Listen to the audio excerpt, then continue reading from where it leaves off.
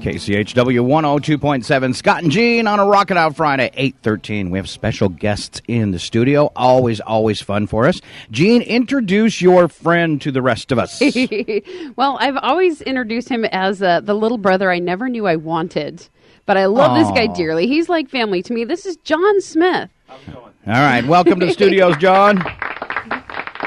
I keep having problems with John's microphone. Do we have his mic now? I've got it now. Hi, John. Check 1, 2. There you go. Yeah. Awesome.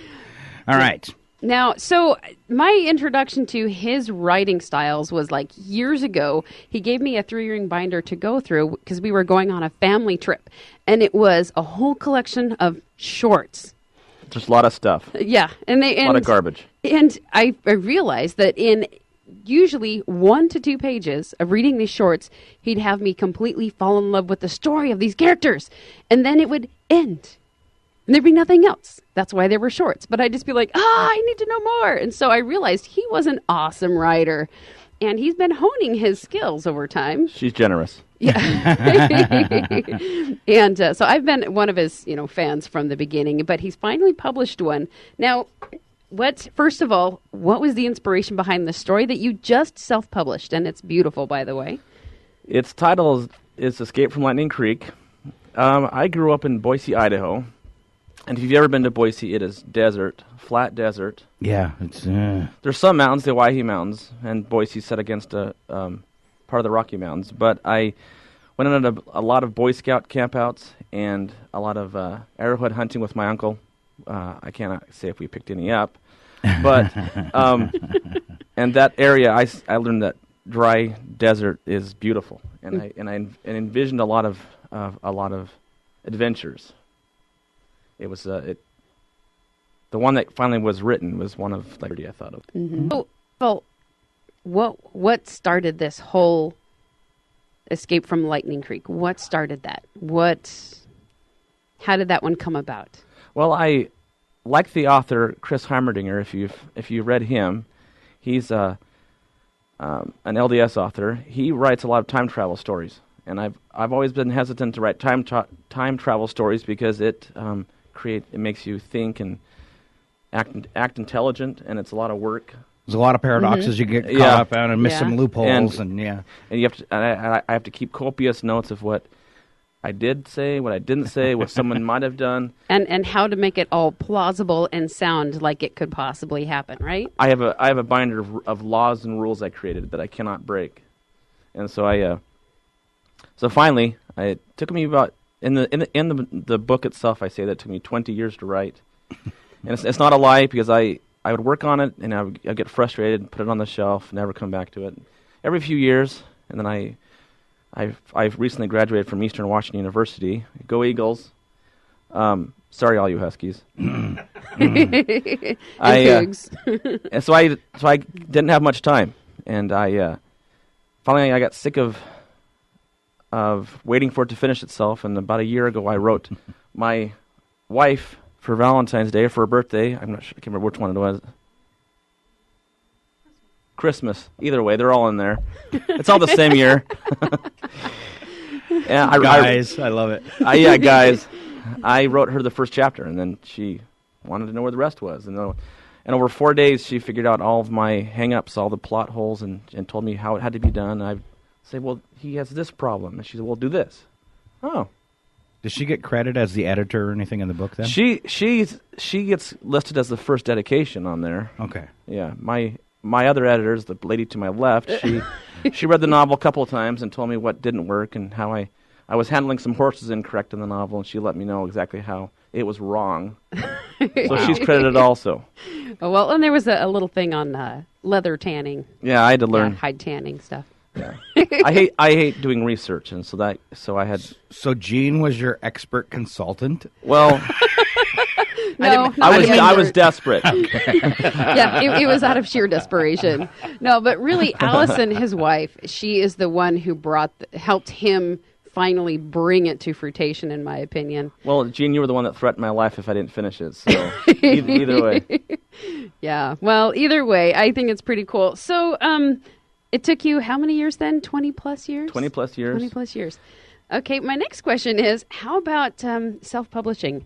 It How did that come about, and what kind of pitfalls did you come across doing that? First thing I want to say about self-publishing is some people hear that and they think, oh, you're self-published, doesn't count. Well, it's very rigorous, and it really took me a lot of work to do it. It's through the website CreateSpace.com. They're not paying me to plug them at all. It's through Amazon, but you go on their website, and they walk you through it from cover design to setting up your book for you. They don't charge you a penny until you order a copy. Imagine that. And it they make it easy on you. Once you are finished with CreateSpace, they put it on Amazon, and they don't charge you anything until they take a big chunk once you sell one. But it's if I can do it, anybody can do it. And they handle all that UPC, ISBN code stuff and all that. Yeah. It's easier than it sounds. Yeah. Now, you did it first electronically. You published it that Kindle, way. Kindle.com. You start if you want to start there, and they make you an e-version, and that takes you about an hour. If you go through CreateSpace, it takes you a few days of them. They have to proof it, make sure it looks good on the website. So they make you look good. It's worth every penny. Yeah. Yeah. Now, here, I noticed you have a little paper that has all of your stuff on there. So, what is the story about? Because to me, this is exciting. Without giving away the plot and the final, what is the story about? It operates on the idea that time itself is malleable, that people can travel through. Well, traveling through time is nothing new if you've seen Back to the Future. Mm-hmm. They make their own laws to make Marty McFly with his DeLorean. They have laws that operate in their universe, but I have it that a Native American Shoshone grandfather creates a talisman that protects his granddaughter from any harm or foul, and anybody who hurts her, or in this case kills her, they are cursed through all time, his ancestors or descendants. And the man who's duped into doing this, killing her, it creates multiple paradoxes, and it creates a big mess. And that's in the 19th century, of course. Mm-hmm. And then in the 21st century, there's a boy named Lyle, and he can't figure out why his life just is not as wonderful as he'd like. Can't get girls, can't get. If it wasn't for bad luck, he'd have no luck at all. Exactly, mm-hmm. And it's now I wrote this before I saw the movie Holes, so I'm not trying to copy that movie, but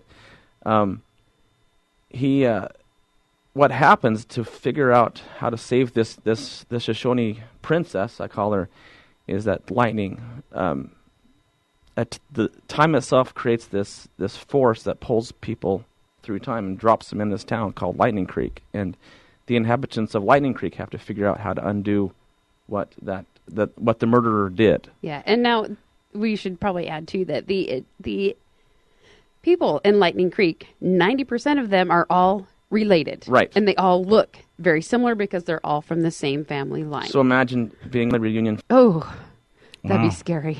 Wow. So this is a depressing book. No. And by the extent, but and then I thought too, I was like, wow, gal, that was cool. Did you come up even more than two? Boiled, I guess. Oh, it's because of the first novel. Look at the set. You mean versions or? Yeah, just the rough. I go first chapter and do this. When I come back, Jenkins Junior High School. Okay. I have to go grade novel. So I do this, and it's called A Stream of. And so she got to. But I start writing it later. I change and add things that even the great Jones doesn't get to see. Yeah. Like this, saying the no, I can see why saying you got frustrated away. It could be really up your mind. That's why getting a wife who's way smarter and keeps things in order. She's in there. She does not. Well, I was wondering if any of it reflected on your personal life, because she was saying if I had no bad luck, no luck at all last time you were single, now you're all out. About 3 years that I've had incredible luck and I'm blessed, and I finally graduated all these years. High school? You're being generous. It's actually grade school. Okay.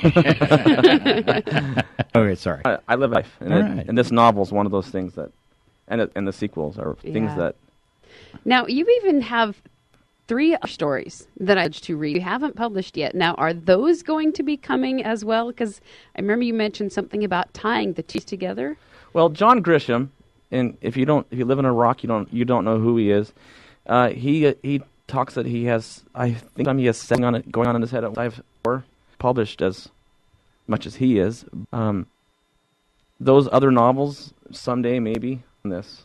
I mean, that other series, it's about a reality TV show, and he creates this TV show to find his replacement. The man who wins the show gets his wife, and the big question is, would a wife want a replacement? And this man is very insensitive and doesn't think about her feelings. Now that has all sorts of plots and twists. Let's not don't have the data to think about. Yeah, but either way, so you are a very talented writer, and you're finally getting this out there. You've got this. Do you have an excerpt from your book that you'd like to share with us today? Do you think I'd come on the radio and not bring a book? No, I see them sitting there. Are you going to share your favorite spot or dessert to draw people in? Well, the good thing about having I read her a few chapters, and she said, well, that doesn't sound as good. So I go to the next chapter, and I finally found one last night that I think was okay.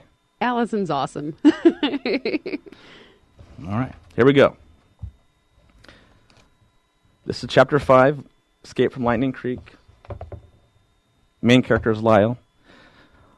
Lyle didn't remember dreaming because he didn't remember getting hit by one last vindictive bolt of lightning. The first thing he remembered was someone nudging his shoulder.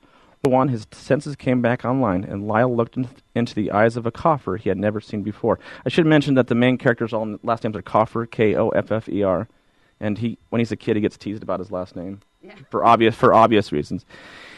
He knew the person was a coffer because of his physical appearance, which included the characteristic freckling of the skin and lack of real body fat. The individual spoke. "Are you dead, man?" Lyle quickly sat up, but instantly regretted it. Both of his began pounding, and nausea returned. The boy touched Lyle on his back and changed his question. "Are you okay?" Lyle tried to nod, but he didn't know if he was being completely honest. He asked, "Who are you?" "Baldwin or Gil Coffer," he paused. "Where am I?" Lyle didn't answer right away. He sat up and wrapped his arms around his knees. Baldwin asked, "You okay?" Lyle nodded again, just really nauseated. He sat for a few minutes and finally caught his breath. Baldwin didn't stay at Lyle's side long. He walked to the edge of the plateau and found the town in the far distance. "You know the town?" Lyle hurried to Baldwin's side, but had to take a few deep breaths before he could speak. "Yes, that's been there? I lived there." He immediately started in the direction of the town, pulling Baldwin with him. "Come on, we have to hurry." As they ran, Lyle noticed that Baldwin was not as shocked as of the other Lightning Creek inhabitants. "You don't seem all too surprised to be here." Baldwin shrugged. "I saw all of this in a dream." "In a dream?" Lyle gasped for air as he hurtled to sagebrush. "Yes, a vision, you might say." Lyle accepted this at face value. "What else have you seen?" "I saw Lightning Creek in a series of dreams and saw yours multiple times." His finger was pointing Lyle's direction. But a difficult time accepting this. He moved on to press for more information. "Did you see the girl?" "You mean the phantom?" Lyle but realized that one man's phantom might be his own ghost. Yes, she stood over you after you were struck by the lightning." "Right. Over me?" Lyle asked. Baldwin nodded. "Did she cause the lightning?" He asked it as partially rhetorical, but Baldwin answered it anyway.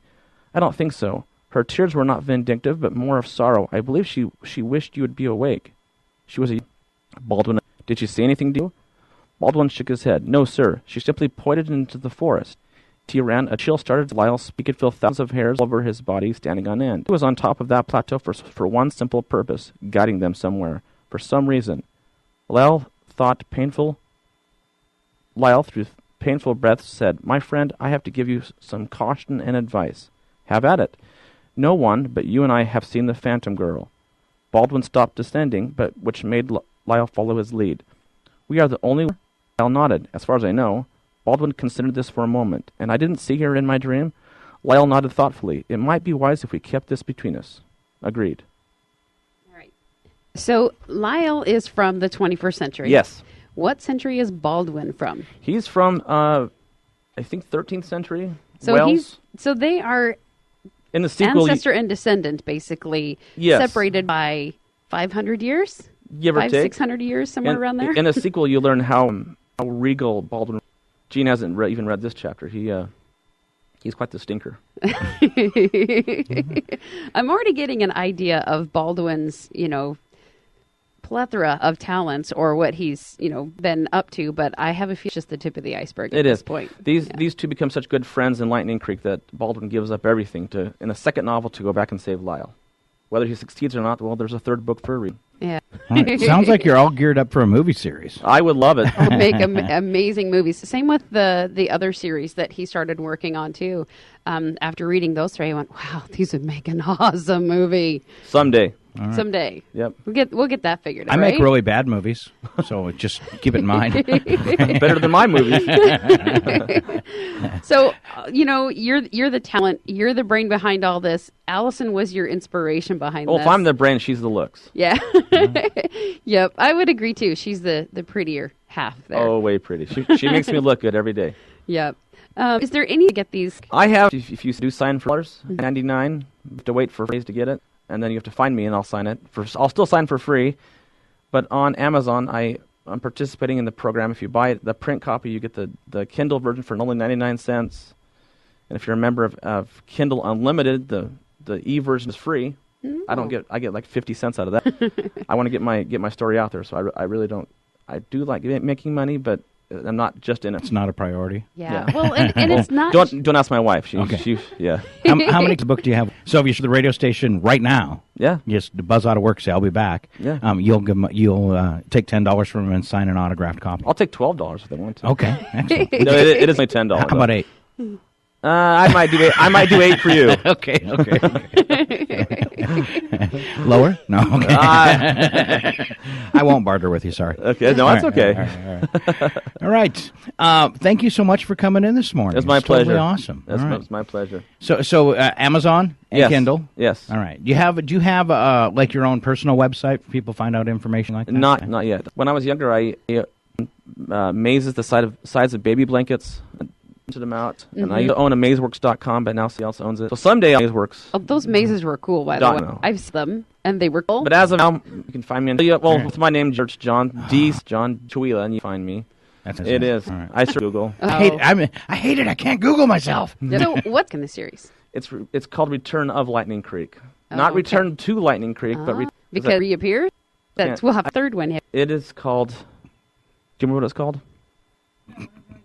We're working on that. That's still in progress. The working title is Harnessing the Lightning. Okay, so that's just the working title. That could change. Yep. All right. Because this was called Escape from Lightning for years, and then was it you that suggested it, or was it Alison? I think it had to have been Alison. I said add the word creek, and it sounds a little bit better. All right. So when we buy a mansion, she told me yesterday that it's going to be on Lightning Creek Way. Aww. Yeah. Cute. Excellent. I like that. Excellent. Well, thanks for coming in again, John. My pleasure. All right. I don't remember. It was so long ago you came in the first. Were you talking about a book then? What were you... Jean just told me to come visit, and she didn't tell me she was going to put the headphones on me, and she said, Yeah, he was just hanging out that day. You were just hanging out? Kind of caught me off guard and scared me a little bit. Now, you said you teach at the middle school? I do. I thought that was closed down. You mean at the middle school at the high school? The hallway at the Jenkins Senior High School. They have a classroom in the hallway? Yeah, because we're short space. I'm filling the space where Gino Ludwig is taking a break. Oh, nice. Because of physical, personal things. Yes.